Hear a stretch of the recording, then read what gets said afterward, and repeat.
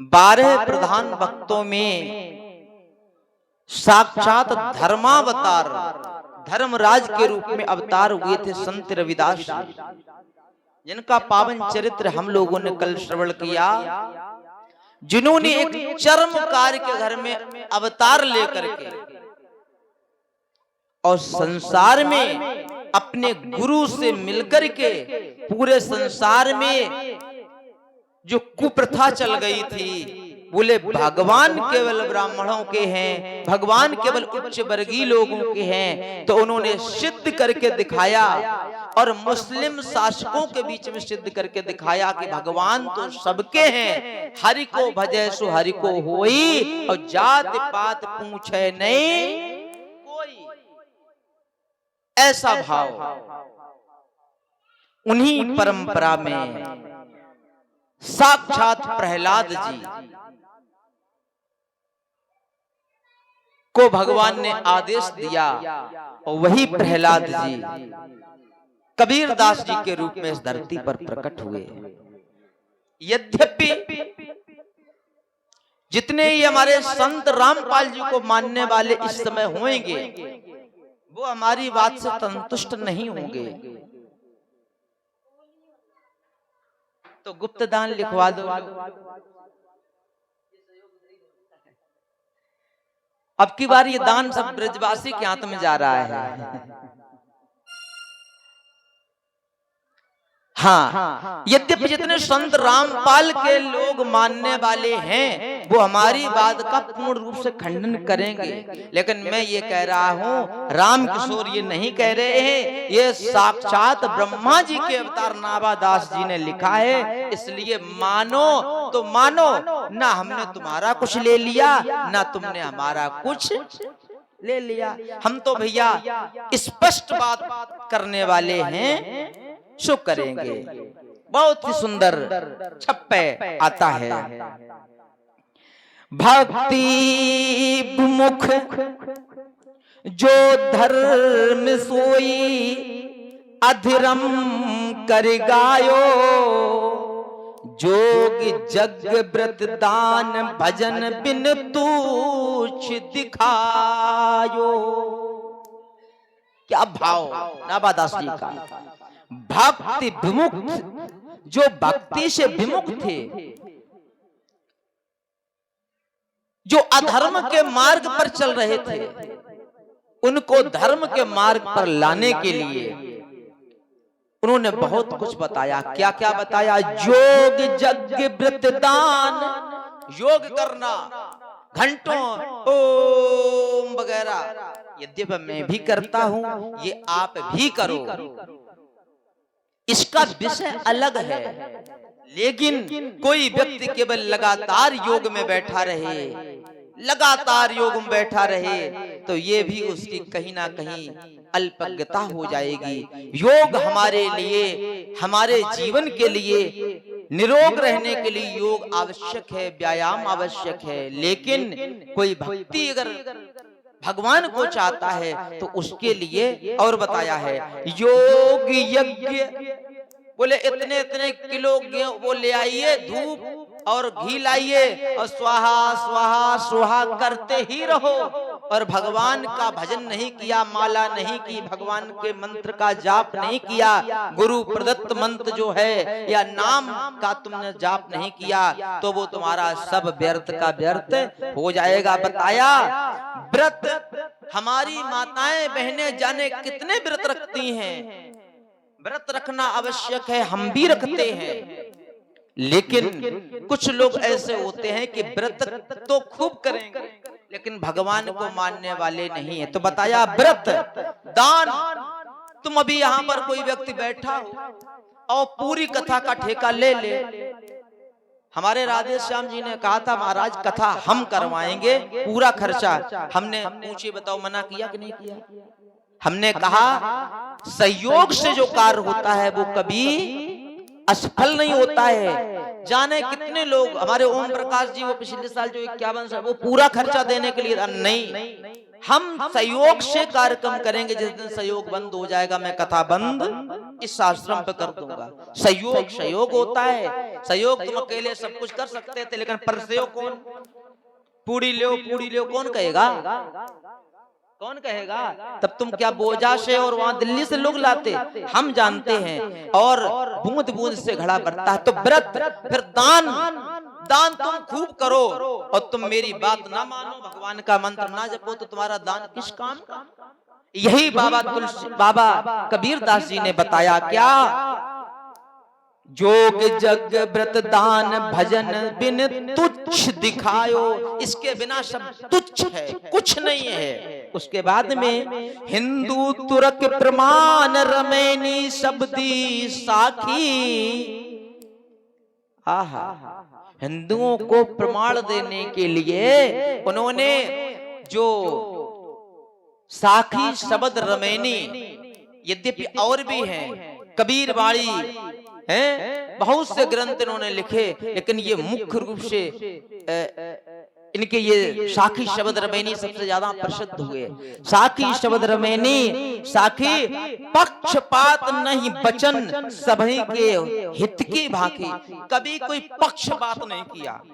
बताइए, जिस काल खंड में संपूर्ण देश में हिंदू मुस्लिम हो रहा हो और हिंदुओं की गर्दन काटी जा रही हो, जब पूरे विश्व में इस्लाम के लोग केवल एक कहते हो जिहादे हिंद, जिहादे हिंद, तलवार की नोक की बदौलत हिंदुओं को जबरन धर्म परिवर्तन करवाया गया, हमारी बहन बेटियों को बुर्का पहना दिया गया, उस कालखंड में कोई कह सकता है क्या कि काकड़ पाथर जोर के मस्जिद लई बनाए?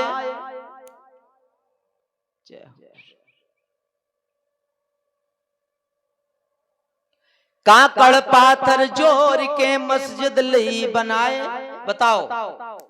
और ताचड़, पूरी बात हम कहेंगे थोड़ा लोगों को अजीब लग सकता है। चढ़ करके चिल्ला रहे हैं, सुबह सुबह सुबह सुबह चिल्लाने का नहीं, बल्कि भक्ति भाव में डूब करके उस परमपिता परमात्मा का ध्यान करना। वो चिल्ला रहे हैं, अरे मैया ये ना किया करो, पैर ना छुआ करो। बस आप केवल नहीं, जरूरी व्यास मंच ठीक है, आपका भाव है, लेकिन मैं आपका बालक समान हूं। बस आप लोगों का आशीर्वाद है, सो बैठ जाता हूं। सुनिएगा क्या कहा। उस कालखंड में इतना कोई नहीं कह सकता। हिंदुओं के लिए उन्होंने क्या कहा है? पत्थर पूजने के लिए बाहर जाते हैं और घर की चाकी को कोई नहीं पूछता, जिसका पीछा खाते हैं। पत्थर में भगवान नहीं होते हैं। यद्यपि मैंने उस दिन अर्चा भगवान के 4 और फिर 5वां बताया था अर्चावतार। अर्चावतार होना चाहिए। भगवान के स्वरूप की पूजा से हमारे मन की एकाग्रता होती है, ध्यान एक केंद्रित होता है, आवश्यक है। लेकिन कोई केवल मूर्ति ही पूजता रहे और गरीबों की ना सुने, हिंसा भी करता रहे, तो कभी भी उसको भगवान मिलने वाले। ऐसी बात हिंदुओं के विरोध कही और वही मुसलमानों पक्षपात नहीं किया, स्पष्ट बात उन्होंने की। कहने का भाव ऐसा जीवन चरित्र रहा है। अब आप कहेंगे महाराज ये तो आपने बता दिया, साथ थोड़ा गहराई में चले जाओ तो सुन लीजिएगा।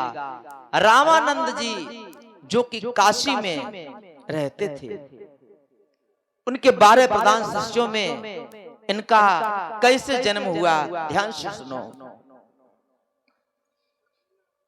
इनके एक पंडित जी थे पास में, वो इनकी सेवा, भगवान के विग्रह की सेवा पूजा के लिए नित्य प्रति तुलसी और फूल लेके आते थे। तुलसी और फूल लेके आते थे और वो उन्हीं से भगवान नित्य प्रति इनका अपना भगवान की सेवा करते थे श्री रामानंद जी। उसके बाद में क्या होता था, हमारे रामानंद जी इनको प्रसाद स्वरूप में कुछ वही फल, प्रसाद, फूल और तुलसी वापस भी कर देते थे। ऐसा होता था। आज भी वृंदावन जाओ, बिहारी जी के दर्शन करो, वहां से प्रसाद के रूप में आपको फूल माला इत्यादि मिलते ही हैं। तमाम लोग तो उनको हल गर्दन में डाल करके पर फैल सेल्फी खींच के और का वहीं फेंक दें। अरे उनको अपने घर के पूजा स्थल तक लेके आओ, फिर विसर्जन करो, अलग बात है। भगवान से वो हाँ ले अपने घर तक लाओ, लेकिन लोग जानते नहीं, महिमा नहीं जानते हैं। तो हुआ क्या, ये पंडित जी को वापस करते थे। दुर्भाग्य ये हुआ कि एक दिन पंडित जी हो गए बीमार। तो बेटी थी उनकी, बेटी से कहा, बेटी आज हम जा नहीं सकते हैं, हमारा शरीर है चलने में असमर्थ है, अगर आप जाओ। बोले हाँ पिताजी हम चले जाएंगे। तो उसने एक कपड़े में वो फूल तुलसी इत्यादि लिए और लेकर के गई रामानंद जी के पास। रामानंद जी को पता लगा तो उन्होंने सेवा स्वीकार की, और जो इधर से प्रसादी जो वापस करते थे तो उसी पोटली में रख करके दे दी। अब देखिए भगवान कुछ करवाना चाह रहे हैं, फलस्वरूप वो लेके जा रही थी। थोड़ा घर की दूरी थोड़ी थी, यदि पैदल जाना होता था, पहले पैदल ही चला जाता था। तो जा रही थी तो उसको ये लगा कि जिस पोटली को हम लिए हुए हैं फूल प्रसादी को, इसमें वजन ज्यादा है। वजन बढ़ता चला गया, वजन बढ़ता चला गया, और उसको शक हुआ कि इसमें क्या है, क्या पत्थर तो नहीं डाल दिया गया। तो देखा क्या, उसमें एक तपे हुए सोने के समान स्वर्णकांत का एक बालक मिला, एक बालक मिला। बोलिए कबीरदास की।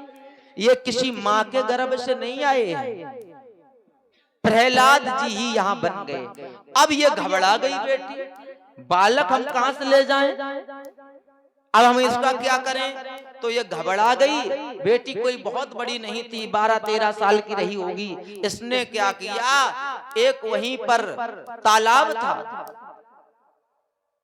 अब तालाब में समझो चाहे झाड़ियों में समझो, वो वहीं पर उसने डर की वजह से छोड़ दिया और प्राण बचा के घर भाग गई।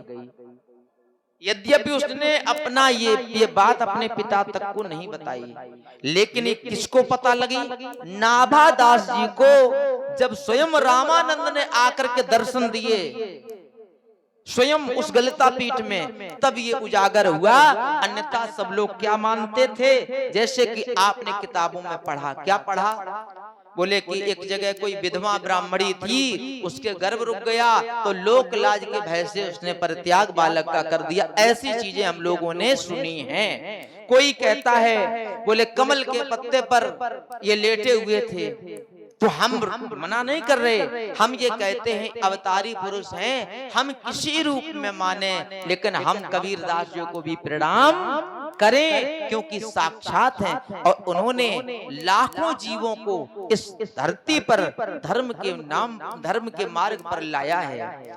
तो ऐसे बहुत सी कथाएं हैं। आज ये बालक बड़ा हुआ, यद्यपि वहीं था तो एक जुलाहा जिनका नाम नीमा और नीरू बताया जाता है, उनको ये मिले।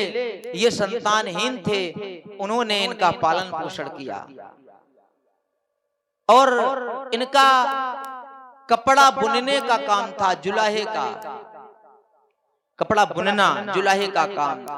उस कालखंड में इस जात को सब्र माना जाता था, सब्र कुल, यानी कि नीच जातियों में गिनती हुआ करती थी। कथा के प्रेमियों, बहुत ही मस्तिष्क को अपने इधर उधर मत करना। इतनी जाति पाति का भेदभाव तब भी था, आज भी है, और हमें ऐसा लगता है कि आगे भी बना रहेगा। यद्यपि हम लोगों समझ रहे हो, आप लोगों को नहीं बता रहे, हम लोगों को बात कर रहे हैं। हम लोग मतलब कथावाचक, हम संत कहाँ हैं कथावाचक। यदि इसको भेदभाव को मिटाना चाहें और पूरे देश के कथावाचक अगर मिटाने का प्रयास करें तो भाई साहब ये मिट सकता है, लेकिन अगर एक कहेगा कि जात पात की करो विदाई, हम सब हिंदू भाई भाई, और उसके साथ लाखों करोड़ों लोग सनातन पदयात्रा में सम्मिलित होने का प्रयास करते हैं, तब एक शंकराचार्य जी कह देते हैं मेरा विरोध नहीं है। अब देखो, अब इस समय शुक्ला जी बैठे नहीं है, फिर बाद में शुक्ला जी हम पे चिल्लाने लगते हैं। अब इस समय नहीं बैठे हैं। अब वो जब पूरे हिंदुओं को जोड़ने का प्रयास करते हैं, तब एक शंकराचार्य जी क्या कहते हैं, वो धीरेन्द्र, वो फला क्या वो दलित से बेटी से शादी करेगा वगैरह वगैरह, यानी कि आपस ही में लड़ने लगते हैं और आपसी फूट ही जग की लूट होती है प्यारे। पूरा हिंदुस्तान नहीं पूरा विश्व लुट गया, हम सब हिंदू थे पूरे विश्व में, आज केवल भारत में ही सुरक्षित नहीं है, भारत में ही सुरक्षित नहीं है। और कितना बर्बाद हो गए। मैं सिर्फ ब्राह्मणों से यह अपील करूंगा, आज भी अगर तुम चाहो तो भारत देश नहीं पूरा विश्व में सनातन का झंडा, हम कथावाचक चाहें तो पूरे विश्व में सनातन का झंडा ऊंचा उठ सकता है, इसमें कोई संशय नहीं है, इसमें कोई संशय नहीं है। बोलो वृंदावन बिहारी लाल की।